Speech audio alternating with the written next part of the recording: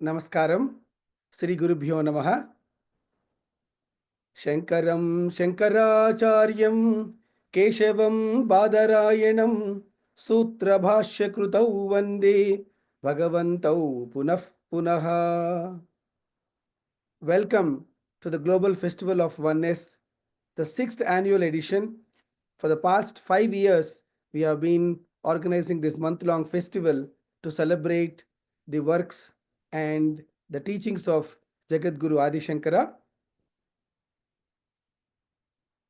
Today, we have the privilege of listening to Sri Vidwan Shankara Rama Sharma Garu.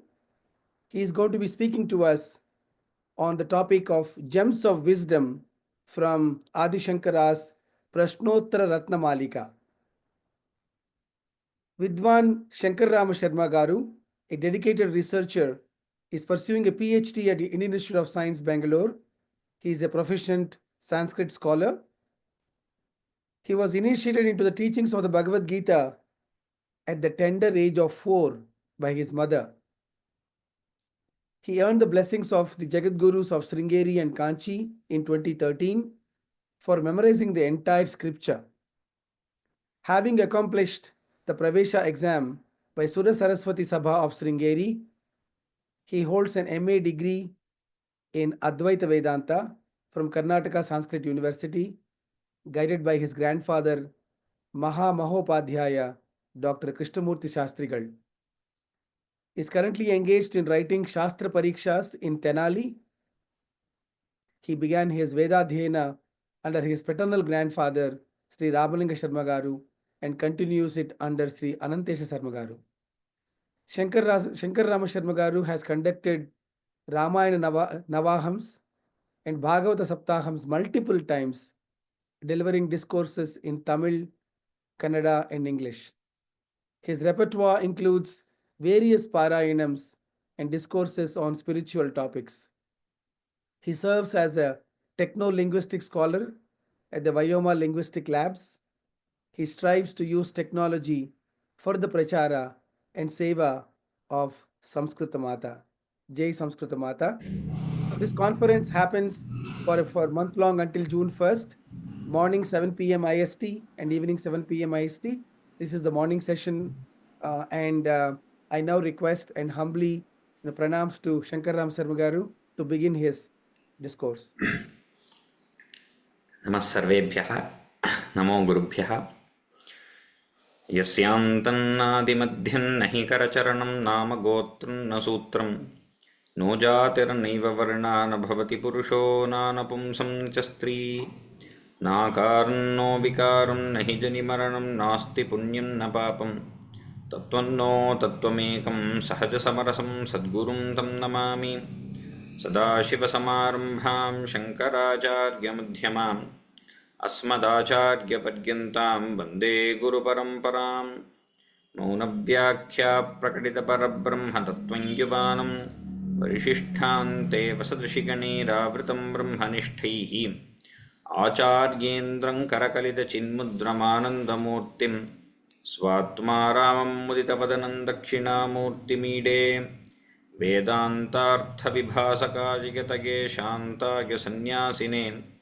नानावादिनगेन्द्रसङ्घपवये योगीन्द्रवन्द्याय च मोहध्वान्तदिवाकराय भगवत्पादाभिधां बिभ्रते तस्मै भाष्यकृते नमोऽस्तु सततं पूर्णाय बोधात्मने अपारसच्चित्सुखवारिराशेर्यस्योर्मिमात्रं भुवनं समस्तं गुहाहितन्तं रमणं गभीरं चिन्ताविहीनं हृदि चिन्तयामि राकाचन्द्रसमानकान्तिवदनानाकाधिराजस्तुता मूकानामपि कुर्वती सुरधुनी नीकाशवाग्वैभवं श्रीकाञ्चीनगरी विहाररसिका शोकापहन्त्री सताम् एका पुण्यपरम्परा पशुपतेराकारिणी राजते योऽन्तः प्रविश्य मम वाचमिमां प्रसुप्तां सञ्जीवयत्यखिलशक्तिधरस्वधाम्ना अन्यांश्च हस्तचरणश्रवणत्वगादीन् प्राणान्नमो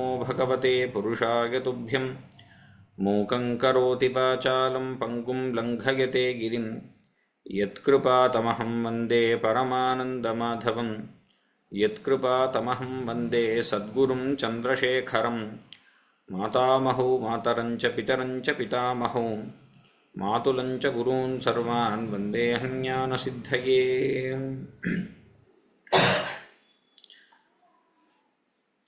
नमः सर्वेभ्यः। This month-long festival on Shankaracharya and to be a part of it is a great blessing. Any time that is spent in the granthas of Ādi Śaṅkara is time well spent. It is satsanga. So satsanga is not only the time when we are in the midst of saints or in the midst of spiritual sadhakas. The time spent in reading Sat Granthas by Mahatmas, by Jnanis, is also satsanga. So when such a festival is organized, especially over the period of one whole month, it gives an opportunity to the listeners to be involved with these granthas over a consistent period of time. Similarly, for the speakers, it gives an opportunity to visit granthas, to revisit granthas, to go through them and spend time with. Only when there is a particular goal, we make time for ourselves to go through these granthas. And Ādi Śaṅkaracharya's granthas are innumerable in number. Starting from a single Ekashloki, which is just a single verse, till Upadesha Sahasri, which is 1,000 verses and more. And similarly with the huge bhashyas of the Brahma Sutra, the Upanishad bhashyas and so on, we have a wide gamut of texts of Ādi Śaṅkara. And one lifetime is not enough for us to go through all these texts. And going through all the texts is also not absolutely essential for a very focused sadhaka. Even any of these is enough. Ekashloki is enough to give that highest jnana. For a person who wants a little more detail, there are various panchakams. Manisha panchakam, Upadesha panchakam, Yati panchakam and so on. And there is Dasha Shloki and Shata Shloki and so on. So, Bhagavan Shankara, with his infinite compassion, he has given us a wide range of granthas. And especially the Stotra granthas, which are so fit for doing Parayanam every day, Nitya Parayanam, of various devatas. Among all these, most of the granthas of Shankara deal with Atmajnana directly. Whether it is the bhashyas or other prakarana granthas, their main goal is Atmajnana. And all the related aspects of Vedanta are explained there. If it's prakarana granthas, there is a little more explanation of all the prakriyas, the various necessary things.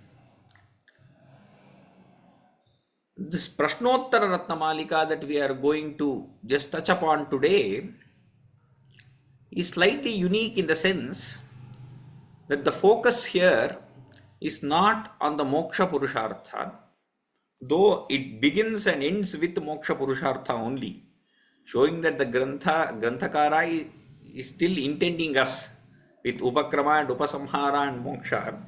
He is still intending that moksha is the highest purushartha. But most of the Grantha, it is a short work. Prashnottara Ratna Malika contains only 67 verses. It's a short work. But most of it is based upon Dharma. And all of it is Samanya Dharma. Dharma that any person can follow. There is no adhikari that he brings in here. It is widespread Dharma that should be followed in everyday life for every sadhaka. Not only a sadhaka, even a normal person should be following this to be called as a moral person in the society. And the more and more we are able to hold on to the principles that Acharya has given here, the more and more we will progress on the spiritual path. On the path of Adhyatma, our progress will be very, very fast. Among the four Purusharthas, Artha and Kama is what drive us in this world towards various things that we do. Artha and Kama easily drive us. It is almost natural. Nobody has to teach us about Artha and Kama. Kama somewhat is sahaja, that is, it is born along with the body. And these desires tend to drive us. And Artha also, just by looking around in the world, everybody learns that Artha is necessary. So these two, they hardly need any teaching. What is necessary is giving a certain rails or a bound or limitations or the way to go for this Artha and Kama, which is what is Dharma. So that there is no conflict and there is sustainability. All these. So Dharma is a huge word. It has so many various connotations. The main thing is it is the basic principle which is upholding the whole society. Even a person, most of the society is usually within Dharma. Though we say adharma is rampant, there's a lot of adharma that is going on, but usually when we say a lot of adharma is there, that means adharma has increased from 1% to probably 2%. See, when we are walking on the road and going somewhere, if we are wearing a very valuable chain or a bracelet, we don't walk saying somebody will snatch it away. We have a certain trust upon the society around us, wherever it is. Only in very few areas you might have a distrust, a particular this part of this city or somewhere you might be feel a little scared. But on the general, if we see, most of us, most of the society follows dharma. Adharma is a small percentage. And this is, as a society, when we look at this as a macro, it is the same. Similarly, within our own self also, that adharma is a small percentage. It is about reducing to the infinitesimal percentage is where we try to read such granthas and get it into our lives, into practice.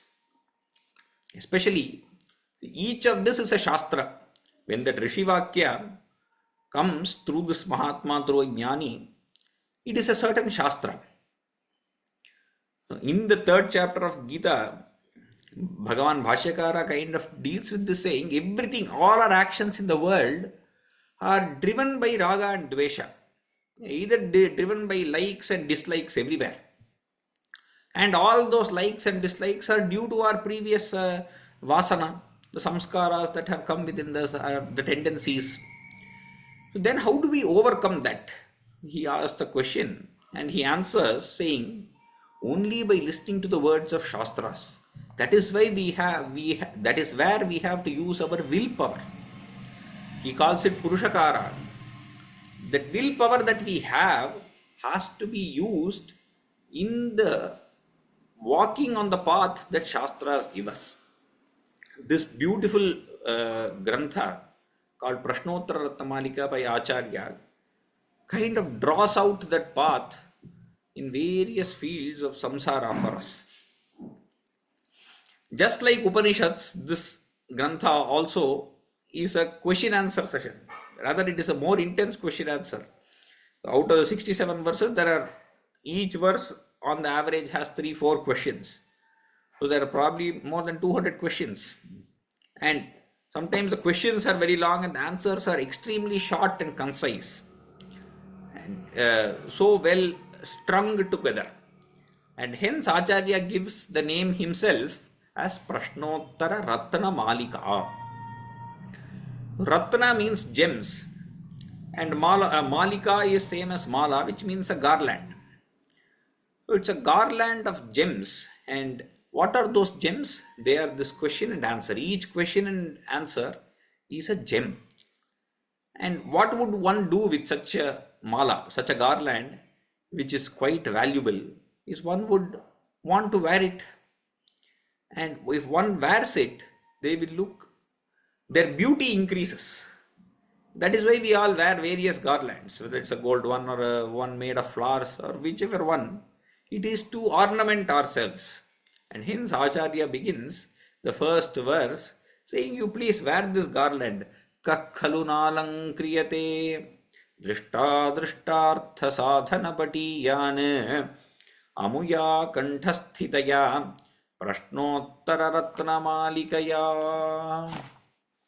Kakhalu nalang kriyate. Who is not adorned? Who is the person who will not like to wear it? It's almost a rhetorical question he is asking. Meaning everybody would like to wear such a malika. There is no weight that is there. You don't have to pay for it. But it is still extremely invaluable. Kakhalu nalang kriyate. Drishta drishtartha sadhana patiyan. Patu means one who is skilled. So patiyan means one who is the most skilled person in both drishta and adrishtartha sadhana. He wants to get drishtartha. Drishtartha means things that are tangible in this world. And adrishtartha. So both one who wants to get amuya kanthasthitaya. This mala, which when worn on the neck, Prashnottara Ratna Malikaya. So what does he mean by wearing this on the neck? You cannot wear a book on the neck and walk around. So usually in our parampara, memorization of a certain text is given very great importance. So he means that we have to memorize this text and have it on the tip of our tongue. So pustakasthatu ya vidya. So if vidya is in the book, then it is of no use. It has to be in the brain or in our mouth. So that is called kanthasthita. It has to be memorized. Amuya kanthasthitaya. Prashnottara Ratna Malikaya. So may this small grantha be memorized and may we have it in our kantha itself. So that is the Shlesha Alankara he brings in at the beginning itself. If it's some garland, you are going to wear it around the neck and you are going to look more beautiful. But this one, by wearing this grantha, by memorizing this grantha, your life is going to become more beautiful. Your acharana is going to become more beautiful. And this whole grantha is composed in this Chandas called as Arya Vritta. Arya Vritta means a particular meter in the Sanskrit prosody, in the way of composing poems. This Arya Vritta is kind of special because most of the Vrittas that we see in poetry are all based upon the number of syllables. In each quarter there should be a certain number of syllables, 11, 15, 19, whatever, and they have their rules. There are a few Vrittas where we don't count the number of syllables, instead we count the number of matra. Matra means the amount of time a letter is pronounced. So this Arya Vritta is a matra chandas. And hence there is a little more flexibility within the number of letters. And we will see that when we read that, it will not go like few other verses. Rather, there is a little more flexibility which is very useful for composing something like a question answer where you have to put in a lot of knowledge. It's very beautiful in that way also. So this is Arya Vritta. And we see this across various, for example, in Mahabharata also, there is this Yaksha Prashna, where Yudhishthira answers to the Yaksha's questions. And there also a question answer method is followed.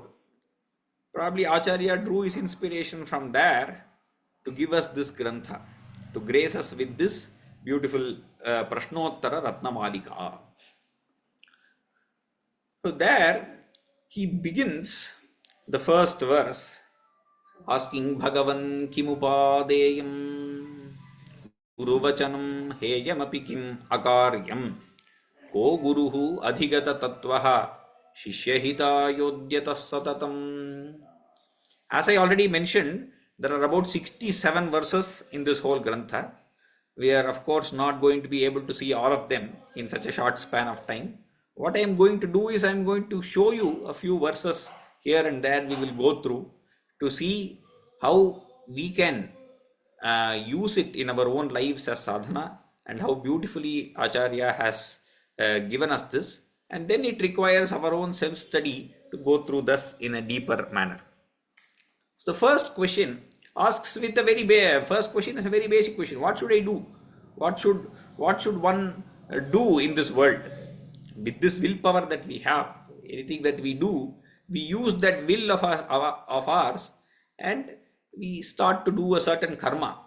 How should I use this will that is there within me? Kim upadeyam. What should I try to attain? What should I try to follow? Guru Vachanam.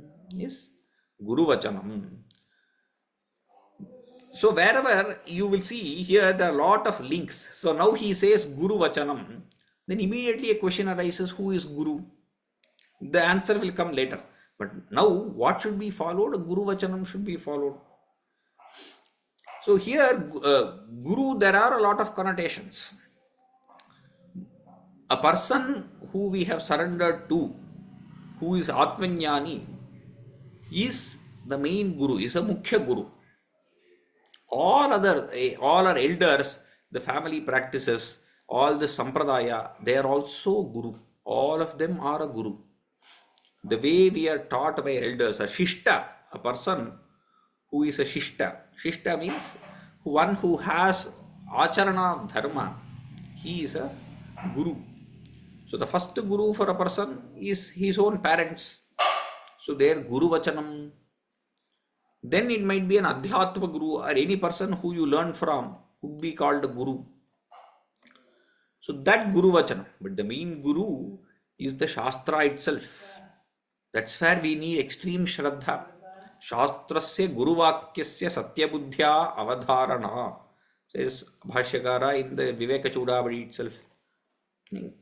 Understanding the Shastra Vakya and Guru Vakya. So Shastra itself is Guru, and Guru will always say something that is in line with the Shastras. So that Guru Vachanam is what one has to follow. Heyam apikim. Then what is not to be followed? Akaryam. So in some places we will see that the question and answer look very similar. Why this answer? Akaryam, he says. What should not be done? Whatever should not be done should not be done. That means do not follow anything outside of this Guru Vachana. Akaryam. Whatever is not accepted, whatever is not there in Dharma, do not do those things. Akaryam ma kuru. This is where, even in the Taittiriya Upanishad, the Guru itself says this. So in the Taittiriya Upanishad, in the first Shikshavalli, at the end of Shikshavalli, there is a certain Upadesha given by the Guru. So my grandfather, Krishnaput Shastrigal, he calls it as convocation address. It's a beautiful convocation address where the Guru, once the Shishya's study journey is over, he is giving him, now the student is going out of the Gurukula, so he is giving him the knowledge, saying how one has to live. There he says, Yan yasmakagum sucharitani tani tvayopasyani no itarani. Yan yasmakagum sucharitani. O student, O disciple, whatever has been well tread upon by me, I mean whatever I am doing properly, sucharitani, you must do that. Tani tvaya upasyani, you must follow that. No itarani, you should not follow some things that I might have due to my own vasana. Even if the Guru does some things, whatever is bad practices in me, do not follow that. Whatever is sucharita, follow only that. Itarani, the other things, do not follow. There might be some habits, each of us have some habits which are not the best of habits. Do not take upon those habits. Do not say the Guru is following, hence I will also follow. Whatever is the best practices that I am following, follow only those practices. The Guru, the best guru will usually not have such defects at all. But it is the grace of the guru and his humility with which he is saying. The body might have some imperfections. On the bodily level, every person might have some imperfections. Do not follow those imperfections. No itarani. So that is that akaryam that has to be not followed. And who is this guru? Ko-guru who is the next question. Adhigata tattvaha shishyahitaya udyatas satatam. Adhigata tattvaha. Any guru, so this refers not only to an adhyatma guru, not only to the guru of highest knowledge, even a guru in the general world of any laukika vidya or any Vaidika vidya, both para and apara vidya, whichever vidya it is, he has to be adhigata tattvaha. He should know the material that he is going to teach. He cannot come to class and then start going through the book for the first time. There should be a certain amount of preparation that is done by the guru before he teaches. Or he should have, that vidya that he is going to teach should almost be one with him. Even in Laukika Vidyas, let us say somebody is teaching calculus or quantum physics or some subject like this, or even high school mathematics. So one has to have gone through this multiple times and be able to explain it to the Shishya in various ways so that that student is able to understand. See, the same words used by the teacher, each student understands it differently. So this teacher should be able to convey his ideas, convey the ideas that are there in various manners so that every student gets it. And for that he has to be adhigata tattvaha. He should know the crux and core of that subject that he is dealing with. So that person is adhigata tattvaha. Any subject you take, that tattva should be known. Only then it can be well put forth to the Shishya. And hence he becomes Shishyahitaya Udyata Satatam. One who is always working towards the benefit of his Shishya. Shishya Hitaya, it is a long-term benefit. So he should be correcting the Shishya wherever the Shishya goes wrong. He might scold the Shishya. He might do various things, but it is always towards the long-term benefit, towards the hita of that Shishya. Shishya Hitaya Udyataha Satatam. But how can it be always? How can a guru always be with one Shishya? It is practically not possible. But there is this word that is Satatam. Udyataha Satatam is there. A guru, even in a Gurukula, he might teach Patha for some amount of time, for a few hours a day. Then there is revision by the Shishya himself and he lives along with the Guru. But how can this word Satatam be used? In the Gurukula setting, not only in a Gurukula setting, everywhere, the teacher has a responsibility not only in just telling the Patha. That is a very small part of it. Because even that learning, you get only a quarter from the teacher. Acharyat Padamadatte. And then it is all by the Shishya. He himself has to put in a lot of effort. So this Satatam word refers to the Achara of that Guru. Achara means his own Shila, his own behavior, the practices. By looking at the Guru, the Shishya learns a lot of things. We have seen that when Guru and Shishya are very, very close, their Achara will be very similar and Vichara will also be very similar. Their behavior, maybe the way they speak, the way they behave themselves, all this they capture from the Guru. So the Guru has to be always constantly knowing that the Shishya is looking upon him and his Achara should be as perfect as possible. Because all the students are learning from him. And that is where most of the learning happens. Most of the life skills are learnt like that. So the qualities of Guru are imbibed in the student by looking at the Guru's Achara. So the Guru's Achara is what? Satatam. So he is always on the lookout as to how the Guru is on the lookout, seeing how am I carrying myself because the Shishya will also carry himself in a similar manner. So I have to carry myself in the best of the possible manners. And hence this word Satatam fits in there. Shishya hitaya udyata Satatam. He is always thinking about the benefit of the Shishya. And multiple Shishyas can learn from his Achara. And hence he is called an Acharya. Swayam Acharate. That is the word, how the word Acharya comes. Not only teaching, not only preaching. Swayam Acharate yasmat tasmad Acharya uchyate. Because he puts it into his own practice, he is called as an Acharya. So this Guru is an Adhigata Tattva and Shishyahitaya Udyata Satatam. One who is always having the benefit of the Shishya in his mind. Such is the Guru. In the third verse, the second part, he asks a question, Kim Mokshataroho Bijam. In the beginning itself, now we have seen the Guru.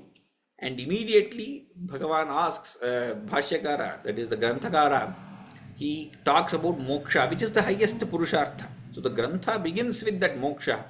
What is the bija? So he gets in an upamana here, a similarity. Moksha is like a tree. And what is the seed of the tree? Once the seed is sown, a lot of work has to be done for that whole tree to give its fruit.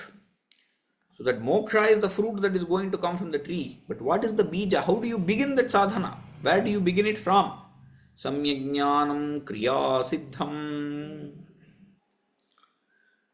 That bija for this is samyajnanam kriya siddham. This word samyajnanam, Acharya uses it across his various texts. Samyajnanam refers to atmajnana. The realization of the self is Atmajnana. But through what he says here, Kriya Siddham.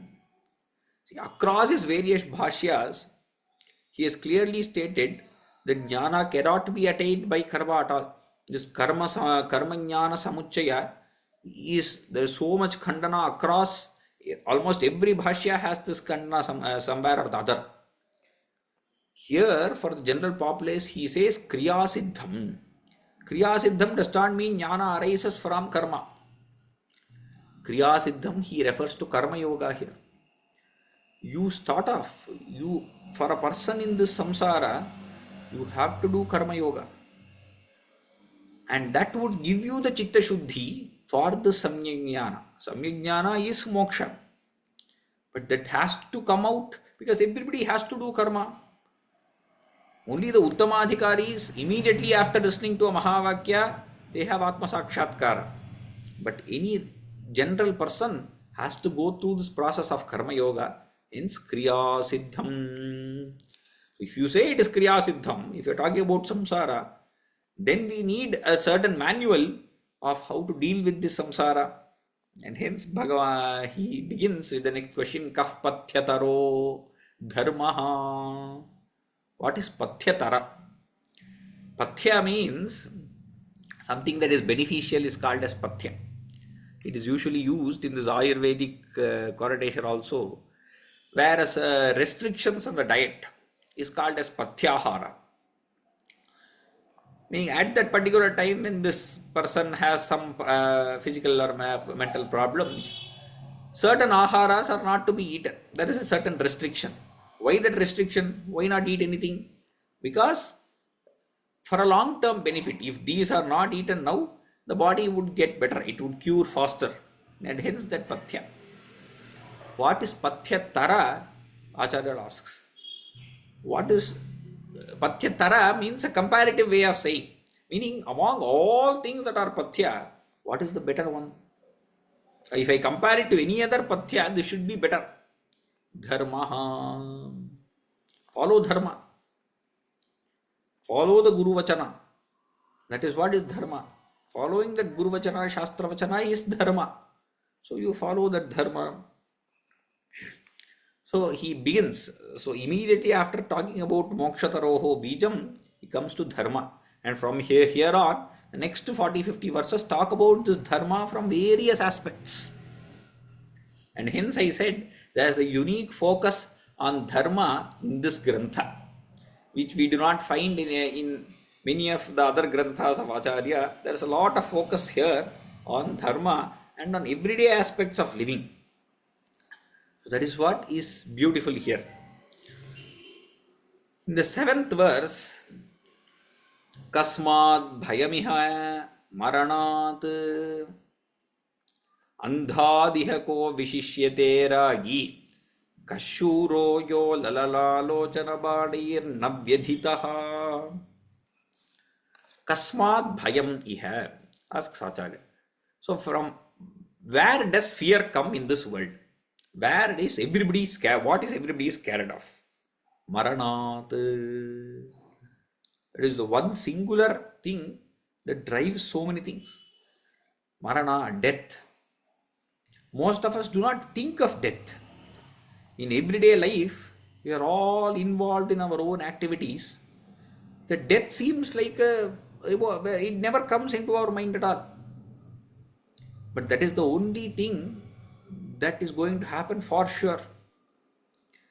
We might plan for so many other things, put detailed plans and execute it in the most efficient ways. But all that is dependent on whether this person is alive or not. And nobody knows when Marana is knocking on the door. And if one person sits down and starts to think about death, then there is a fear that rises within. And anything that is related to death, people usually say it is Amangala, do not talk. Do not talk in such a way. So that death gives a fear even by just the mention. But somehow we are tuned to forget it. But actually, most of it is driven because of death. If a person was immortal, then he would not be driven to do so many things. He would be driven probably towards alasya, towards laziness. Oh, there is enough time to do everything. There is a certain time restriction. We know, and hence our whole human life has taken a certain way through which it is proceeding. Because we know at some point all of this is going to end, and we want to do most of things before it ends. I want to do this and that and that. And everybody has that marana bhaya. But we keep forgetting that. And that is what is Ascharya. It is a surprise. Why? It is the greatest surprise, says Yudhishthira in Yaksha Prashta. In Yaksha asks Yudhishthira, Kimascharya, what is the greatest surprise? For that Yudhishthira replies, Ahanyahani bhutani gachanti hayamalayam sheshaha sthiratva vichanti kimascharya matah param. Every day, every single day, ahani bhutani gachanti iha yamalayam. All of them, every day we see people around, or we read in the newspaper that people have gone to Yamaloka through various processes, whatever it might be. People are moving towards death. But Sheshaha, the people who are remaining here, Sthiratvam Ichanti, they think that they are going to live forever. Even a person who goes to the crematorium, who has probably put Agni for his own very close person, even that person, once he comes in the smashana, when you're looking at that crematorium fire, probably you also have that vairagya, saying this is how it is going to end up, our sharira is going to end up like this. What more is there? It is all temporary. In that smashana, it will be there. After you come out of the smashana gates, immediately, where is the coffee? Or let us go somewhere and eat, I am hungry. This is the next thought. So that vairagya that comes, it comes almost ephemeral. It comes and it just moves away. That is called as smashana vairagya. That is what is the greatest ascharya. But this bhaya is deep-seated, and that bhaya should lead to vairagya. That is what is important. That marana bhaya should lead to vairagya. Or else it just becomes an ascharya that Yudhishthira spoke of. One who is not impelled by that marana bhaya at least a little towards vairagya. From whatever state we are in, there should be a constant effort towards vairagya. It is not that vairagya does not mean immediately giving up everything and going. That is mahasanyasa. That is what sannyasis do when they give up the whole world and they take up sannyasa ashrama. Hey, abhayam sarvabhute. From me, there is no fear for anyone. I give up the whole world. I give up all my connections. That is the highest way. But in every small thing, everywhere where we have attachment to our wealth, to our possessions, whenever we give things away, that is a way of getting vairagya. Because there is so much focus on dana, we will see across Prashnottara Ratna Malika. It comes in about 4 or 5 contexts in various ways. Giving away things, tyaga. Anything that we have possession about, we have that mamakara, we have that ego that is stationed there. A simple thing like wearing our own shirt or the dress that we have. It's a very good dress, something that I like.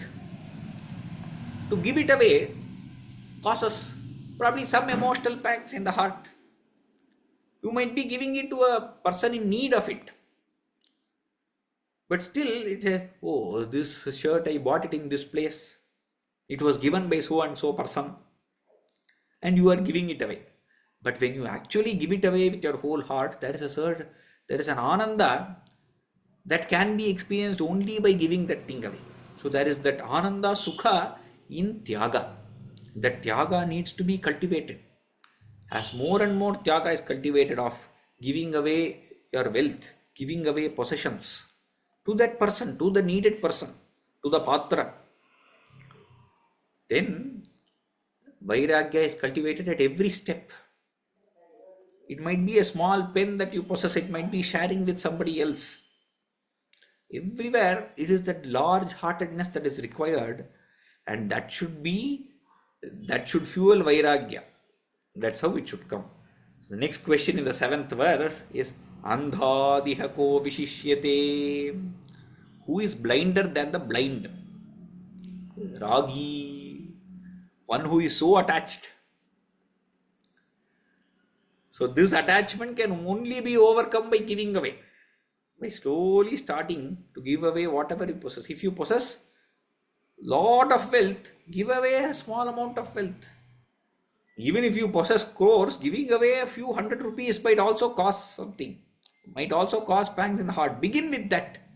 But the actual dana, Acharya says somewhere else, and other Mahatmas also state that if you have 100,000 rupees, giving away 1,000 rupees is not dana. That is also dana, no doubt. But dana, the tyaga actually happens when that giving away hurts a little bit. So you give, if you have 100,000 rupees, you give 90,000. Then there will be a certain amount of, how can I give so much? That will be. So we should reach that state of giving. That state of dana needs to be reached. When it hurts this person, only those people we call as danis. Whether it is Shibi Maharaja or Ranti Deva, or people who are known for giving, whether it is Karna who gave away his armor, whether it is Bali who gave his own ahankara. So all these examples, we call them as dani because they gave even when it mattered the most. All of us are also giving. There are huge entrepreneurs in the world. They are all doing great work, but they give a certain percentage which will not hurt them. You will be called a giver, or you will be respected as a giver when it hurts you. That level of dana is what we should strive for. And that level of dana can overcome this attachment. Andhadihako vishishyate ragi kashuro yo lalanalochana banirna cha vyathitaha. Next question is, who is a shura? Shura means one who is courageous. One in the face of any difficulty he can hold himself. That person is called a shura. Usually the word is used in terms of war, where he is very skillful or he can show his parakrama. That person is called as a shura. Here Acharya says shura is a person who is not distracted by the glances of a beautiful woman. A woman's glance is like bana, that is an arrow. That's why Kama has 5 arrows. Kamadeva, he metaphorically has 5 arrows. Each of an arrow is one of the mano vikara that we have. The manas chanchalata that we have is each arrow. So this arrow that is shot from the eyes of that woman, lalana lochana banihi nacha vyatitaha, one who is not affected by that, one who is not agitated by that, he is the person who is a shura. It is the other way also. The woman who is not affected by the glances of a man, meaning one who is not easily given to kama vikara, one who has control over kama is a person who is a shura. The same definition that Kalidasa gives. Actually, if, with Prashnottara Ratna Malika, we can see a lot of Kalidasa's thing also. Various places we can find similarities with Kalidasa. So here I will show Kalidasa in his Kumara Sambhava. After Kamadeva is burnt by Shiva's third eye, Shiva is doing tapas in Kailasa. There Parvati goes and do Shushrusha to him.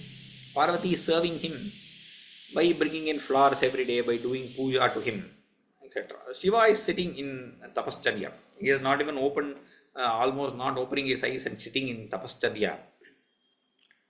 There, Kalidasa beautifully describes the scene. Pratyarthi bhutam apitam samadhehe shushrushamanam girisho numene vikara hetu sati vikriyante yeshanna chetam sitaye vadhiraha. Tam samadhehe pratyarthi bhutam api. When you want to be alone and do penance or do a certain tapascharya, you don't want distractions. You do not want anybody else to come and distract you. So this Parvati actually doing service to him might seem like a distraction to a general person. It might seem like a pratyarthi to the samadhi. But Girisha, who is Shiva, he allowed her to do this. Why? Because his penance, his tapas is so strong that nothing of this sort can distract him. Because he is a dhira purusha. There Kalidasa brings in the arthantaranyasa alankara and he says vikara hetau sati vikriyante yesham nachetamsi tayeva dhiraha. Even when there is an excuse or a cause for distraction, a person who does not get distracted, he is called as a dhira. One who is able to focus even in the midst of all distraction, he is called as a dhira. Hetau satyapi na vikaraha. Vikara hetau sati na vikriyante yesham na chetam. See, that is the same person kashuraha here. Who is that shura? Who is not distracted. Who is able to focus even in the midst of all distraction. So in the current age, this distraction does not come in this manner. Distraction comes in the form of social media. Distraction comes in the form of notifications. Every time the mobile pings, immediately the mind loses focus. We are focused at doing a certain work. The phone rings or that single beep of notification sound is enough to distract.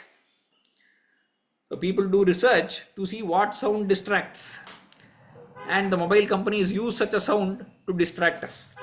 So it is about maintaining focus on our own sadhana and shreyo marga in the midst of this whole distracting world. And in current age, the virtual world is the most distracting. We sit down to do some work, somebody sends a message, we start scrolling something, and next half an hour, 1 hour is spent scrolling that social media feed. So this is the kind of shura is a person who is able to bring himself back from such distractions. Next, there are a couple of humorous answers also from my, I'm just calling it humorous, they have a deep meaning also. In the 8th verse, the first question, he says, Patum karnanjalibihi kim amritamiha. What is amrita? What is this nectar which can be drunk through the ear? That means, what is very nice to listen. You want to keep listening to that. What is that great thing? Yeah. Yujyate sadupadeshaha. Sadupadeshaha. That meaning granthas like this itself, which are sadupadesha, which are good advice for us to follow upon, that is sadupadeshaha. Why is it humorous? Because he said it is the greatest to listen. People don't follow it. We can happily listen. We go to so many various lectures by various Mahatmas, all of them give Upadeshas. It is nice to listen, but who will follow? More and more we want to listen, but only listen. Nobody ever follows it. Sadupadeshaha is very nice to listen. I think Acharya, that's why he put it like that. It is very great to listen. Everybody wants to listen. Nobody wants to follow. I think he wants to, in between the lines, we have to read and see that Acharya wants us to follow it. Everybody likes to listen. They all feel it is nectar, but nobody seems to be following. The next question is kim gurutayaha moolam yadetad aprarthanam nama. What is the root of guruta? Guru usually means something that has weight, that is heavy. Here, gurutayaha means self-respect, or translating it as giving ourselves that weight, not reducing one's status. That is that guruta. What is the moolam of that? Yadetad aprarthanam nama. Aprarthanam, not going and putting our hand in front of others and asking for something. Saying, please give this aprarthanam nama gurutayaha moolam. That is how you maintain your dignity. Whenever you go and ask for something, then the dignity reduces a little. This is aprarthanam nama. In the Nagananda Nataka of Harshadeva, the hero there, he is called as Jimutavahana. He quotes a beautiful verse where they go to a forest along with his friend. He goes to the forest and this verse comes out of that hero's mouth. He says, Shayya Shadvalam Asanam Shutishila Sadmadrumanamataha Panam Pitam Nirjarava Shitam Nirjaravari Panamashanam Kandas Sahaya Mrigaha Ityaprarthita Labhya Sarva Vibhave Dosho Yameko Vane Dushpraparthiti Yat Parartha Ghatana Vandhir Vrithasthiyate. This Jimudavana, this hero in that story, he is a person who wants to do paropakara. So when he goes to the forest, he says, forest is so beautiful. We don't need a bed. This rock is enough to sit down, and this grass is enough as a bed to sit down. This rock is enough to eat. These berries and fruits are enough to drink. This beautiful stream is there, and you want company. All these animals are there. What more is necessary? But there is only one problem with this vana. I tell you, oh friend, there is no person who will come and ask me do some paropakara. Aprarthita labhya sarva vibhave. Everything is there in this vana. There is no need to be dependent on anybody else. So this person, he is saying from his perspective, there is no person who will come as an arthi and ask me do this upakara, and hence I will not be able to do any upakara here in this vana. That is the only dosha in this vana, he says. Like that, this aprarthanam nama, not being in a state where we have to go and ask somebody for something, that is gurutayaha moolam, maintaining one's own self-respect and dignity. Again in the 9th verse, Acharya humorously he says, Kim gahanam stri charitam. What is very difficult, what is so deep and difficult to understand is stri charitam. Understanding women is extremely difficult. You know, Acharya, he himself is a sannyasi, so he also found it very difficult to understand women. So just humorously I am quoting that. And second line also he continues, Kas chaturo yovana khanditastena. Who is intelligent? Who is able to understand that? Yo akhanditaha tena, yo na khanditaha tena. one who is not affected by this three charita, he is an intelligent person. Kim dukkham asantoshaha. See, this is also a very short answer. What is dukkha? It is asantosha. It almost seems like a definition. We are not asking for definitions here. What is dukkha? What is sadness means? He says asantosha, that which is not happiness. The actual inner meaning means santosha is something that emanates from within. One who is not happy with whatever he possesses, he is the one who is unsatisfied. Asantosha emanates from within. We see so many poor people also have great santosha. So many people who are extremely rich also are asantosha. This asantosha emanates from a certain thing that we think we are lacking. A person who is able to be satisfied with whatever he has, he is the one who possesses santosha. So here he talks about that internal santosha. That santosha is a state of the mind. Once the basic necessities are satisfied, of ahara, everybody needs food, that should be satisfied. We need something to wear. These basic necessities need to be satisfied for every person. Till then, santosha, you cannot go to an extremely poor person and say, mentally you can remain happy. No. But once you have a certain amount of possessions, that santosha is internal only. Or else he says, Kim bhavavalli trishna. What is that bhavavalli? What is it that binds you to this samsara? It is trishna, that greed, that we want more, wanting. And this whole world is towards that. Everywhere we open it is advertisement. I do not know I want that. That person is giving that to me. He advertises and he gives that product to me. I myself do not know I want that. He says, no, you do not know this is the product you should have. This is the kind of consumerism that we have got into. Of wanting everything we see, we want it. So many new product lines every day. And that control is what will lead us to santosha. That santosha is internal. Kim laghavam adhamato yachnya. He asked in the previous verse end, Kim gurutayaha moolam. This is the opposite question. What will lead to lightness? Laghu means being very light. Kim laghutayaha moolam adhamato yachnya. Here again, very similar to Kalidasa, who says, Yachnya mogha varamathigune nadhame labdhakamaha in his Meghaduta. The Yaksha looks at the cloud and says, you have come in a great vamsha. So I can ask you at least to take this letter to my Yakshini. Because asking from a great person is okay. I should not go and ask in front of somebody else. You can go in front of a Raja and ask. I should not go to some fellow on the road and put my hand in front of him and ask for something. Yachnya mogha varam adhigune. In a person who has guna, even if after asking it does not become sapala, it's okay. But I should not go to somebody else. Na adhame labdhakamaha. I should not go to an adhama and fulfill my desire. So like this, there are beautiful questions and answers everywhere. Similarly, he asked one question, Kimcha anargham yad avasare dattam. What is that is most invaluable is something that is given at the right time.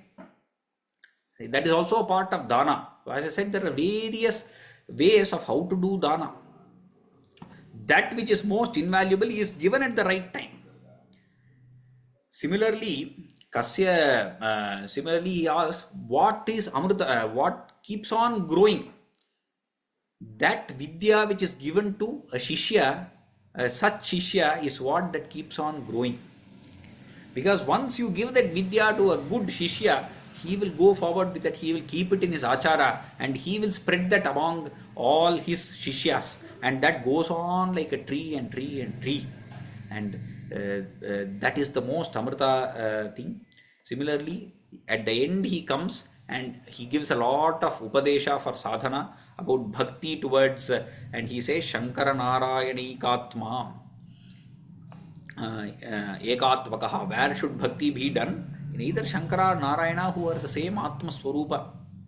And in the end verses, he comes again, he circles back to moksha and related aspects, and he completes the grantha there, and he completes the grantha also with a beautiful beautiful verse saying, one who wears this mala on his neck, he is always going to be very happy. That is how he completes this beautiful grantha. We'll just see that last verse. And Ityesha Kantastha Prashnottara Ratna Malika Yesham Te Muktabharanaha Iva Vimalascha Abhanti Satsamadeshu. Tyesha Kantastha. So he began saying, if you wear this on your neck, I mean you memorize this. So for those people for who it is memorized, this Prashnottara Ratna Malika, Te Muktabharanaha. Muktabharana means something that is a head ornament, which is a very beautiful ornament, increases the beauty. Muktabharanaha here means they become freed from this samsara. They go very fast towards freeing themselves from this samsara bandha. Vimalascha abhanti satsamajeshu. And their ihaloka charita also, their behavior and acharana in this loka also is extremely pure. Sat Samajeshu, they are well respected by all the saints and all the good people. And may we also keep this Prashnottara Ratna Malika in our own lives. May Acharya grace us with that Sadbuddhi and Sadachara, leading us to Shreyo Marga. Namas Sarvebhyaha, Namo Namah. Namaskaram. Dhanyavadaha. That was, you already made us happy, even if you didn't touch all the 200 questions. With whatever few questions you touched upon, at least even if you wear those around our neck, I think we will at least, moving to that path, towards that path of ultimate Ananda. Very, very, pranams to you, many, many pranams to you for your wonderful discussion. So this closes the morning session of this Global Festival of Oneness. We will meet again in about 12 hours. The next session will be by Vidwan Manikanta Somayaji Terala, and it is about the select names from Shankaracharya's Vishnu Sahasranama Bhashya. So we'll see you all at 7 p.m. IST. And again, please tell your friends, the registration is free. You can go to Indic Moksha. Also, you can find us on Facebook. So please register and let your friends know. This is the way, like what Vidwanji said, what is the right education is given to a Sishya that spreads.